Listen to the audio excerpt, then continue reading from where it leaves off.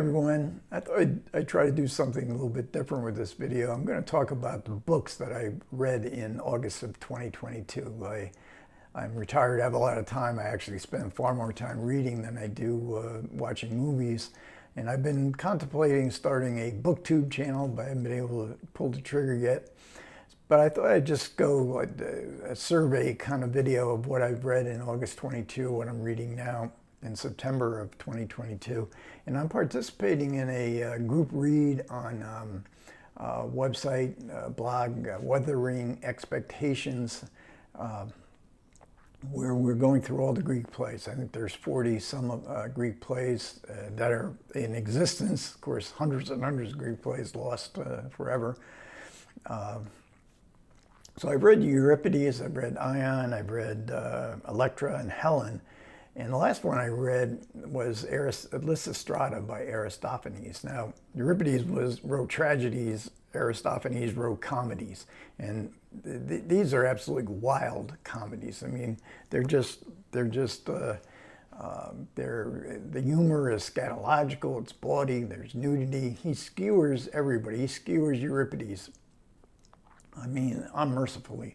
And Euripides would be sitting in the audience, by all accounts. Euripides would be there sitting in the audience, and somehow, I don't know how anybody could take the level of roasting or abuse, comic abuse that Aristophanes levels to Euripides. Aristophanes also skewered the president of Athens, who was always going off to war, and he was very divisive. He's sort of the Donald Trump leader of Athens, and he would be sitting in the audience too, and there would be, he would skewer the head of Athens, again, unmercifully.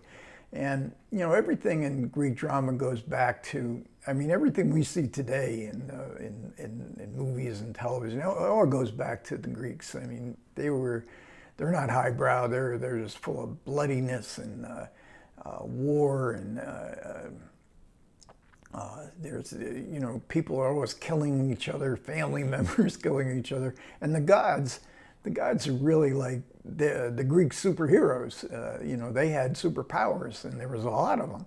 And they were always fighting amongst each other. And they really were a mimic of what human beings were like. But, and then they would, when things were going bad on Earth, the gods would sometimes have to come down to Earth and sort of straighten things out. That's been really enjoyable. I think we have something like 15 more plays, Greek dramas to go. Now, I've also been in the mood for the Chunkster. I've always been fond of the Chunkster, and this is A Suitable Boy by Vikram Seth. It came out in the early 2000s. And it is it's set in India in around 1950, 1951. So it is a couple of years after the partition. So we have a lot of conflict between Muslims and Hindus. It follows 4 families. These families are fairly well-to-do families, but we get a full picture of the complexity and of Indian life through this era that's dominated by Nehru. Suitable Boy is clearly a tribute to 19th century fiction, realist fiction. Think War and Peace, think George Eliot, Anthony Trollope. Especially if you ever read Anthony Trollope, you have to read Vikram, and you like him, you have to read Vikram Seth. And despite these 1,400 pages, I think I read it in 3 weeks, so that's a lot of pages. I generally read books simultaneously, 3 or 4 books at the same time. And now moving from a chunkster to a tiny little book that I guess is a novella. This is The Crying of Lot 49 by Thomas Pynchon. I've read everything by Pynchon, and I've probably read this twice. I think it was the first Pynchon novel that I ever read. I was pretty young, and I don't think I really grasped it then. I read it later on after I read Gravity's Rainbow, probably Pynchon's most famous novel. And I understood it a lot better then. As far as you can understand Pynchon, Pynchon is certainly a very wild, creative writer who seems to know everything there is to know about science, and also just a fantastic writer. I really enjoyed this. You can't really describe what Thomas Pynchon stories are about. They're very much influenced by the counterculture of the 1960s. And very much paranoid, very much conspiracies that linger beneath the surface, even in the Postal Service. This is a book about an alternative postal service. But it has some of Pynchon's, there are passages in here that really are equal to the passages in the subsequent novels, especially Gravity's Rainbow. And then some movie-related books. This is Devil in a Blue Dress. This is the first Easy Rollins novel by Walter Mosley, Easy Rollins was a detective, a private detective of 1948, LA. We get hard-boiled Raymond Chandler kind of fiction, although Easy Rollins is not Philip Marlowe. He is a regular guy. He's lost his job, and he's been hired on the side to find somebody. He gets involved very deeply in the corruption of post-war LA politics, but he decides that he kind of likes this, working for himself and finding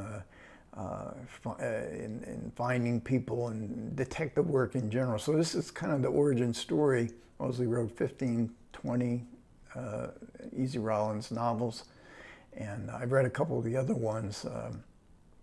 And there is Devil in a Blue Dress has recently come out in the Criterion Channel, or Criterion Collection, a terrific film version of this novel.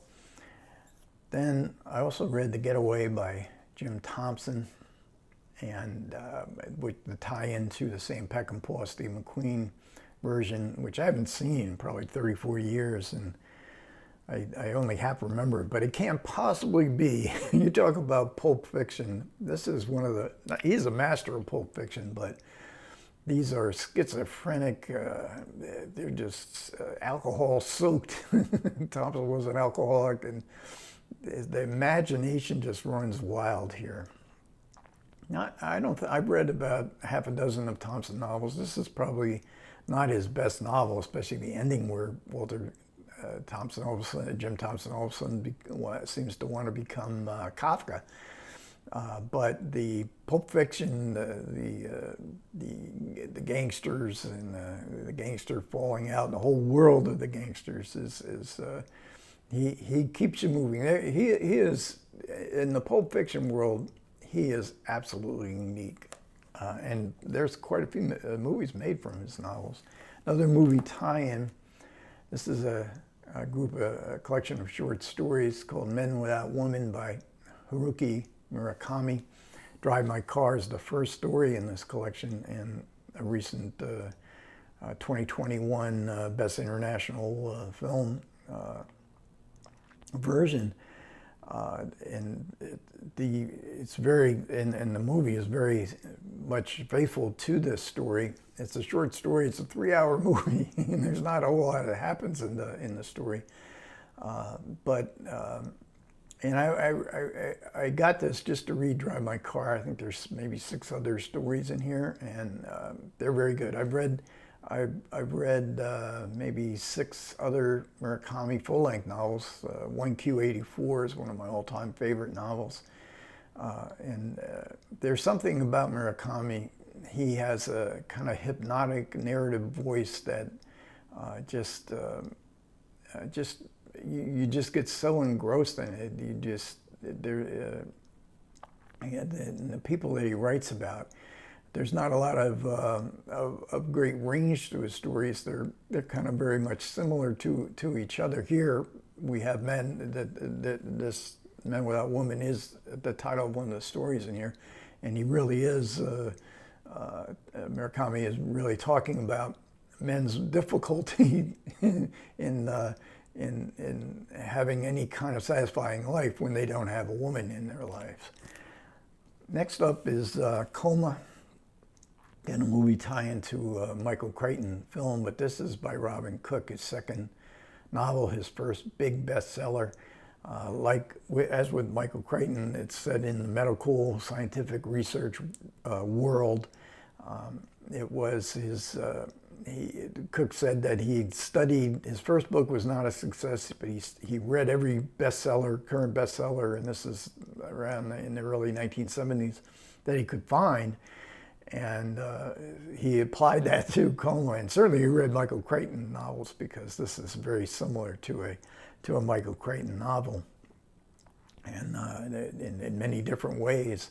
But it does have great suspense in it. There's some great set pieces that are in the movie. If you've ever seen the movie version of this, Crichton changed a few things around, but there are some fantastic scenes of suspense in the movie. It's a page turner, there's no doubt. A great summertime read. Okay, that's what I finished in August. I am reading some other novels, so I'll just briefly go through those. I'm almost done John Barth's The Sotweed Factor from 1960.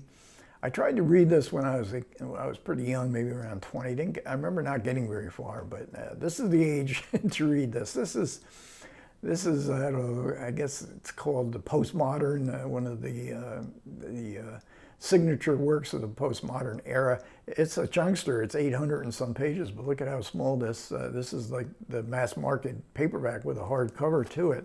And somehow I praise the Lord every day that my eyes are actually good enough to read this kind of print still without my glasses. And it's one of the funniest books I've ever read. I mean, I was on the floor laughing. There's a couple chapters here that are so inspired. It's such an inspired comedy. The whole book is sort of a satire of the picaresque. It's set in Maryland in the 1600s, and Sotweed was the word for tobacco. Sotweed Factor factor indicates people who had tobacco plantations. It's like with Thomas Pynchon, it's basically indescribable as far as trying to describe the plot. Anything can happen. Everybody is somebody else from chapter to chapter, but I'm finding it thoroughly delightful. 200 pages left to go there. And then I'm rereading sections of Director in Action. This is a study of Johnny To and the Hong Kong action film. I've got running out of time.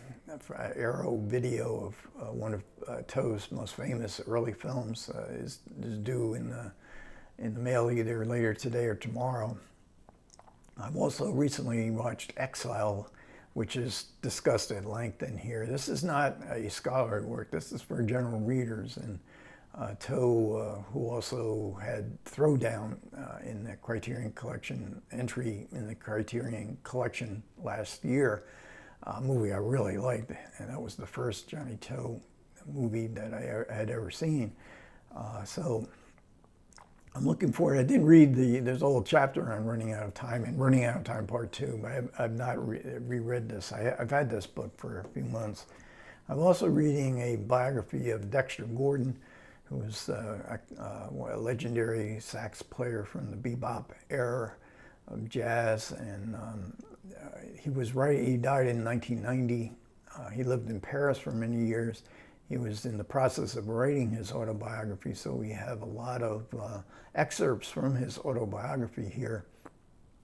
And then Maxine Gordon writes, gives it the biographical touch to it.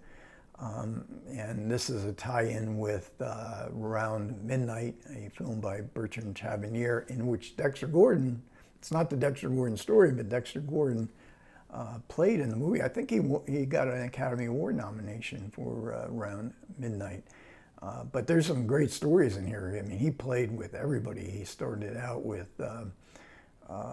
was it Louis Armstrong, Artie Shaw. He played with Lionel Hampton, played with all the great bands of its time, and lived in Paris for many years, which is the connection to Bertrand Tavernier and Around Midnight. And then lastly, I'm just about ready to start. Here's another tiny little book.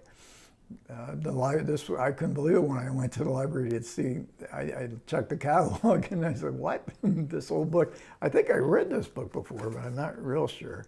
But they managed about 350 pages in this tiny little book. This is The Virgin Suicides, first novel by Jeffrey Eugenides, I forget how you pronounce his name, which eventually becomes Sofia Coppola's debut film as well. So that's my reading experience for August 2022, and what I'm reading in September. Okay, thanks a lot for everybody who managed to listen to me. Comments are always welcome. If you've read any of these books, please comment. If you want to comment on what you've been reading in August 22, I'd love to hear that as well. Take care.